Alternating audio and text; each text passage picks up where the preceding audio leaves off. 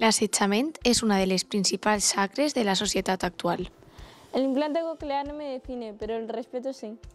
Un 9,3% d'adolescents espanyols podria estar patint assetjament escolar i un 6,9% ciberassetjament.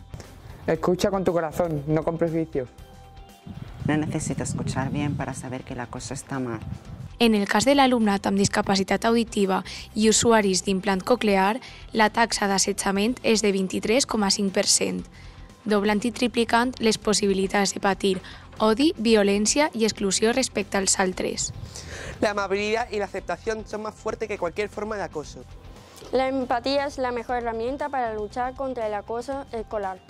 Tan sols el 5,5% dels progenitors consultats consideren que el seu fill o filla amb implant coclear pateix assetjament, enfront del 23,5% real.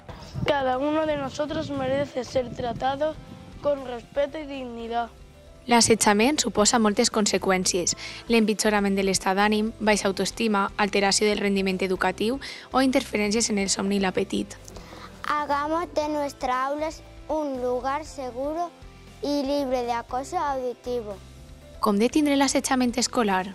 Escoltar sense jutjar a la persona que pateix bullying, fer saber a ell o ella que et preocupa el seu benestar, parlar amb un adult en qui confies, no repetisques rumors i pren una posició com a grup. Cambiemos prejuicios por comprensión y amor hacia los demás. No juzgues a otro por su capacidad auditiva, conoce su historia. Juntos somos más fuertes, no hay acoso escolar, todos merecemos respeto. 2 de maig, Dia Internacional contra l'Assetjament Escolar.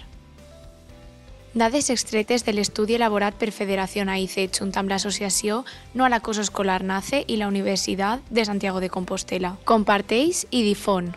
No facis orelles sordes a l'assetjament escolar.